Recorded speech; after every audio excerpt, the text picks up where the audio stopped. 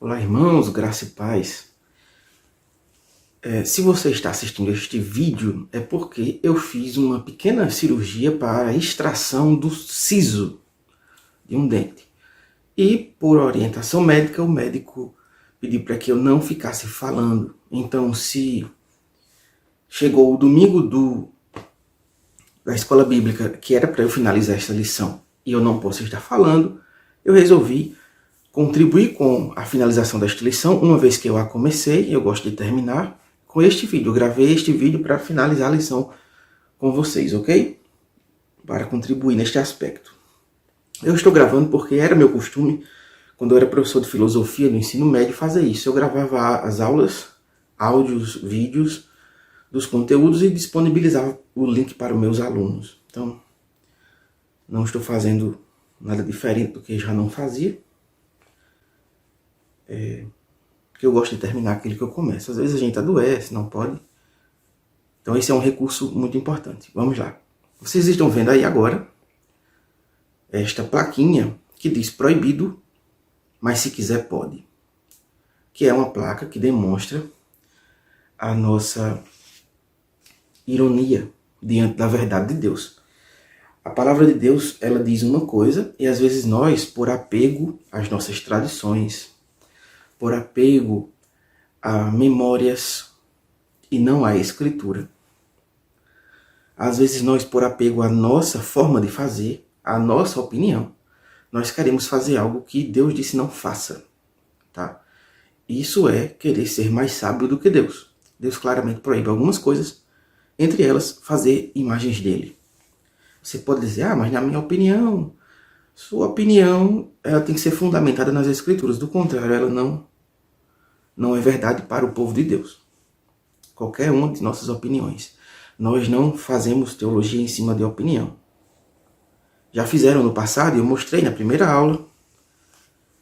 Acho que foi na segunda. Eu mostrei que nós tivemos alguns líderes do povo de Deus que tiveram essa ideia de fazerem conforme eles achavam que era melhor. Então eu mostrei este anexo que vocês estão vendo aí. Ok? Onde nós vamos ver que Arão fez um bezerro de ouro. Jeroboão continuou com esta prática. Jeú continuou com esta prática. Então, por que durou tantos séculos uma prática que claramente Deus detestou e já de início eliminou 3.000 idólatras? Por que dura tanto tempo? Porque as pessoas se apegam àquilo que eles chamam de tradição, de memórias e de opinião. E, na verdade, isso tem que ser submisso às escrituras. Ok? Diz assim nossa lição. Estamos no tópico 3. Deus não gosta de imagens, ele não gosta. O texto básico é claro. Não farás para ti imagem de escultura, nem semelhança alguma do que há em cima nos céus, nem embaixo na terra, nem nas águas debaixo da terra. Não as adorarás, nem lhes darás culto. Aqui nós vemos o segundo mandamento. Eu deixei bem claro durante várias falas minhas que este não é o único texto que fala de imagens. Eu vou mostrar aqui para vocês só os textos que eu citei. Agora você está vendo aí na tela só os textos que eu citei. Tá? E fora os outros. Continuando na lição. Lendo com cuidado, nós vemos que o Senhor proíbe a criação de imagens com a finalidade de adoração. Se não virmos isso, mesmo a foto do seu RG fica proibida. Lido sem cuidado, o mandamento pode dar a entender que Deus não gosta de imagens ou que ele não tem senso estético. Queridos, imagens, fotografias, elas não são problemas, tá? Você pode ter imagens no sentido de que elas não sejam imagens de Deus. Elas são registros de bons momentos que a gente vivenciou. Os nossos familiares. Você pode ter obras de arte. Você pode ter fotos de entes queridos. Você só não pode ter imagens de idolatria. Você não pode ter imagens de Deus, mas imagens que mostram bons momentos da sua vida, não tem problema nenhum. Aqui. Não tem problema. Ter fotos dos filhos. E não é isso que o segundo mandamento critica e proíbe. Ele proíbe que você faça imagens daquilo que você adora. Não se pode fazer imagens daquilo que se adora. Simples.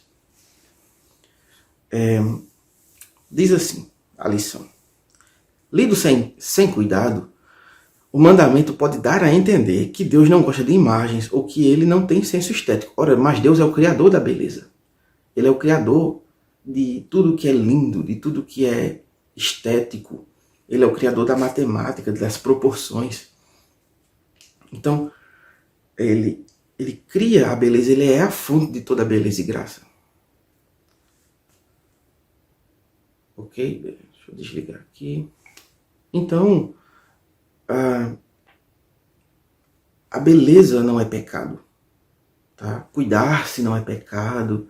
O pecado seria a vaidade, que já é um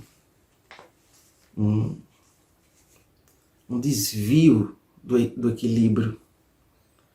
O fato é que o segundo mandamento, quando diz não farás para ti imagem de escultura e semelhança das coisas que tem embaixo na terra, ele não está dizendo que você não pode ter um registro de uma cena, desde que isto não seja uma imagem daquilo que você adora. Tá? O texto continua. Mas como pensar assim do Criador da estética e da beleza? Não tem como, né? Deus é o Criador da beleza. Como Criador, foi Deus quem desenhou o mundo e definiu os contornos, as proporções, a arquitetura e a localização de cada coisa. Deus é o artífice do universo. Como cantam os salmos, ele aqui vai citar 2 salmos, o Salmo 8, verso 3 e o 104, verso 24, que diz: Quando contemplo os teus céus, obra dos teus dedos, e a lua e as estrelas que estabeleceste. Ou seja, aquele crente, ele olha para as coisas criadas e ele engrandece a Deus. O outro salmo diz: Que variedade, Senhor, das tuas obras, nas tuas obras. Todas com sabedoria as fizeste. Cheia está a terra das tuas riquezas. Então veja, nós não somos panteístas. A heresia panteísta diz que quando você olha para algo lindo na natureza, ou quando você olha para a própria natureza, você tem que enxergar Deus ali. Porque Deus seria a natureza.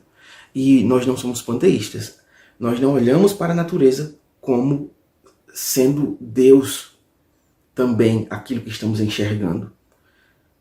Deus está em todo lugar, mas ele não é a sua natureza criada. As coisas criadas não são Deus, tá? Nem podem o representar. Nós olhamos para estas coisas e estas coisas apontam para um Criador inteligente. Tá?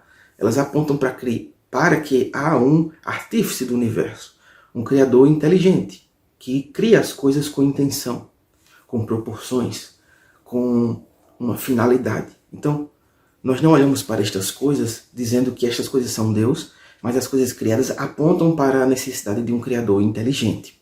Esta é a doutrina chamada de design inteligente. Tá? Nós vamos encontrar isso em Romanos capítulo 1. As pessoas pervertendo aquilo que não deveria senão apontar para Cristo, transformando aquilo em deuses. O texto aqui continua dizendo, qual é o problema então? Então qual é o problema? O problema não está na arte em si, em Deus ou na criação, mas no homem e no que ele faz com a arte. Veja, o problema é o que é que o homem está fazendo com a arte. Aquilo que ele está fazendo contraria algum princípio divino, como por exemplo, você pode utilizar a arte para demonstrar coisas lindas, mas não a sensualidade. Quando você faz artes sensuais, aí você está pecando. Tá? Então, a beleza e a santidade devem ser levadas em consideração. E, principalmente, aquilo que foi revelado nas Escrituras tem que ser levado em consideração. Porque nossa fé vem das Escrituras. Então, se as Escrituras dizem que alguns determinados tipos de artes não podem ser feitos, não podem ser feitos. Fim.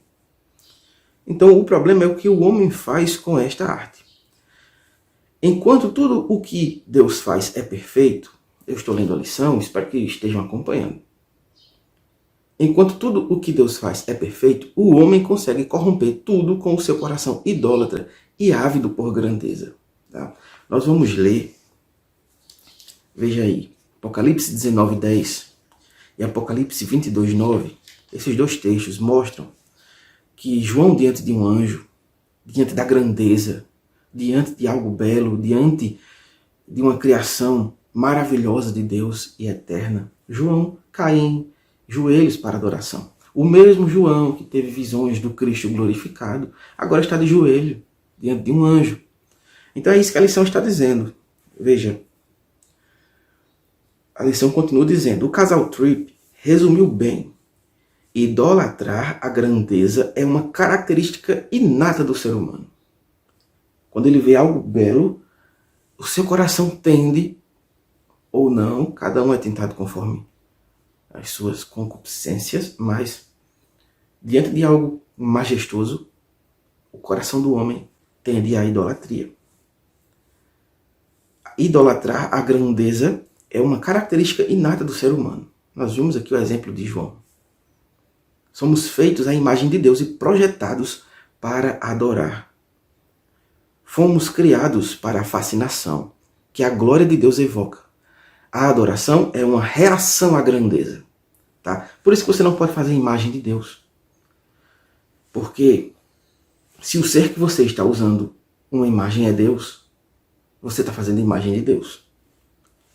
E isso é fazer uma imagem que pode ser adorada, que pode ser reverenciada, respeitada, que suas emoções submetem-se àquela figura e não a usaria de uma maneira fazendo piadas ou de alguma maneira que você diria: isso aqui eu estou pecando e blasfemando. Por quê? Porque ali você tem um ídolo.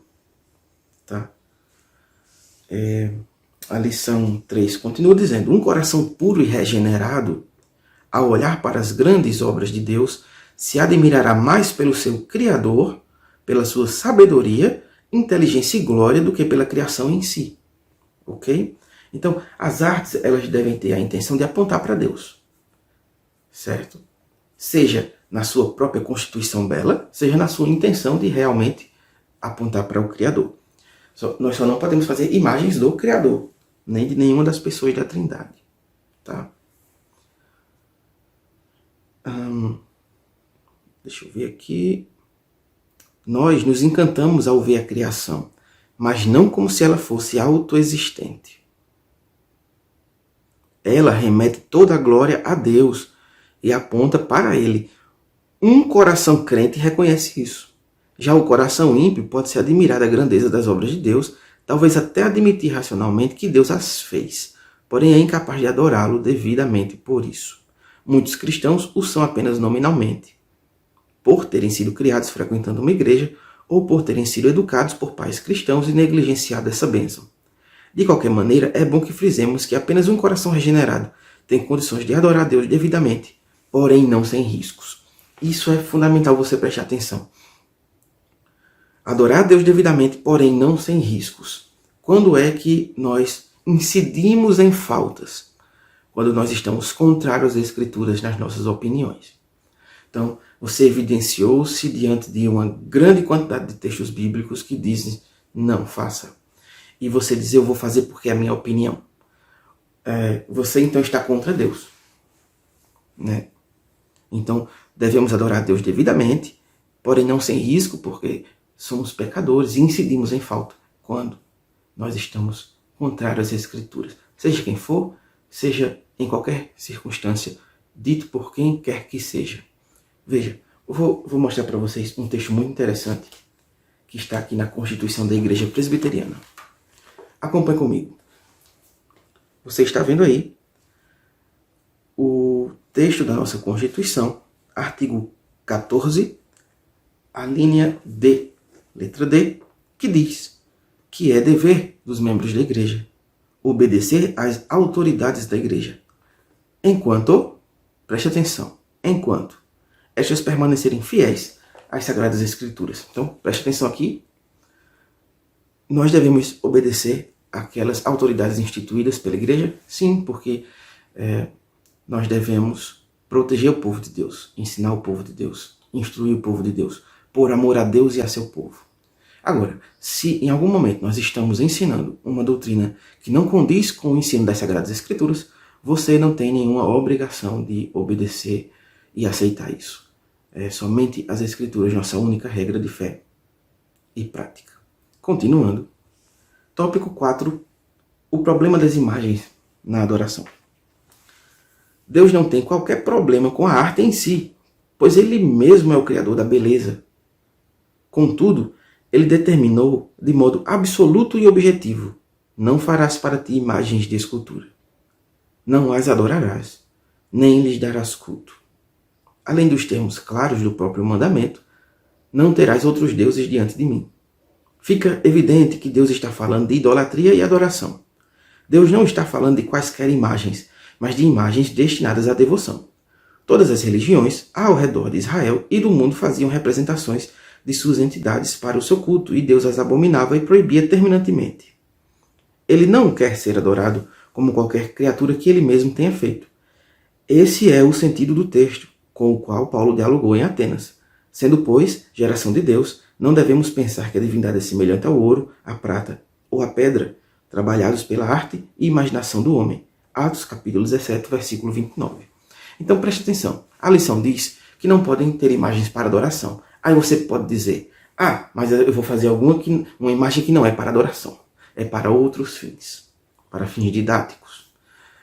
Aí você vai contra as Escrituras também.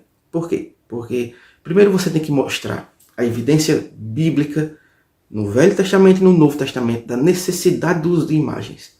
Quando nós sabemos que a fé não vem pelo uso de figuras, mas pela palavra de Deus, pela pregação. Nós vamos ver que Paulo escreveu que, sendo, pois, geração de Deus, ou seja, se você é povo de Deus e foi convertido genuinamente por Jesus, pelo poder do Espírito Santo, para a glória de Deus Pai, se você de fato é geração de Deus, Paulo diz: não devemos pensar que a divindade é semelhante a coisas valiosas. Ele vai citar aqui o ouro, a prata ou a pedra esculpida, trabalhada pela arte. Tá? Isso são coisas caras, eram e são coisas caras e valiosas. Então, se Deus não pode ser representado por ouro, se eu não posso fazer imagens dele de prata, muito menos de papel, muito menos de cartolina.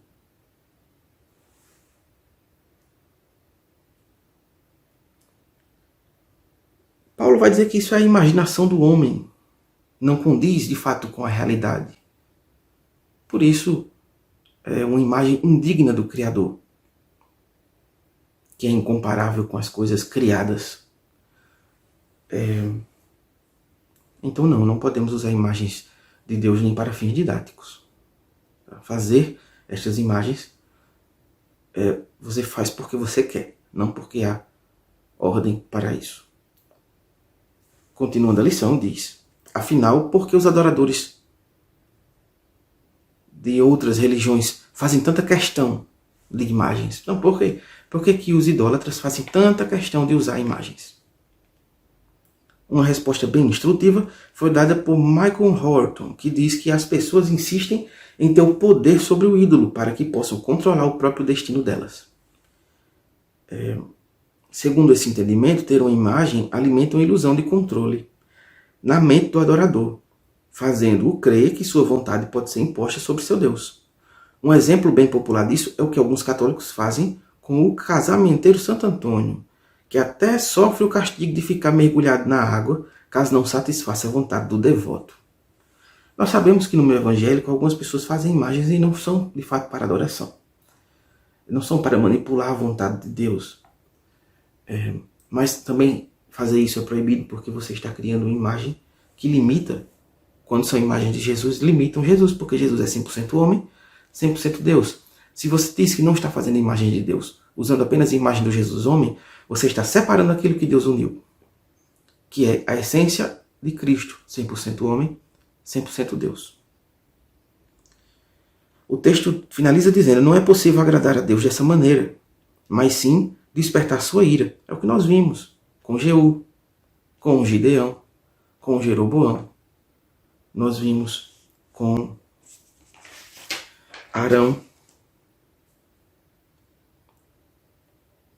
Deus não pegou leve com esse povo. Ele nunca aceitou imagens que o representassem diretamente, tá? Como era o caso do bezerro de ouro. Agora, outras imagens, como a questão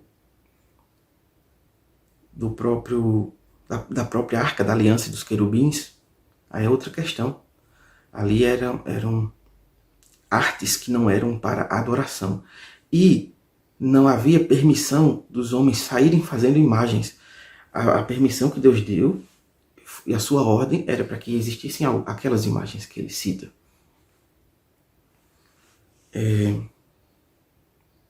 Conclusão. Não, antes da conclusão ainda falta um parágrafo. Não é possível agradar a Deus dessa maneira, mas sim despertar sua ira por desobediência e blasfêmia. Para adorarmos a Deus só existe um mediador, que é Jesus. Qualquer criação humana, por mais engenhosa, é completamente irrelevante e ofensiva à sua glória. Por quê? Porque é falsa. É sempre fruto da imaginação do homem.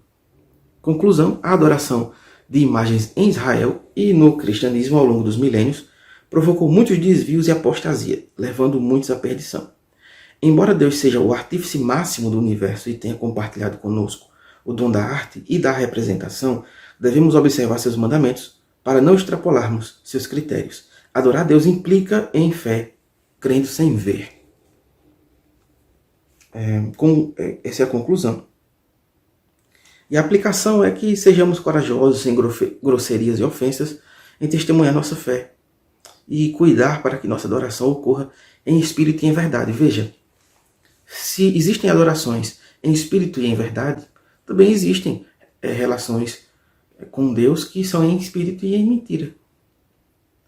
Então devemos sempre prestar atenção se, com os olhos da fé, nós estamos olhando para o autor e consumador da nossa fé sem uso de imagens.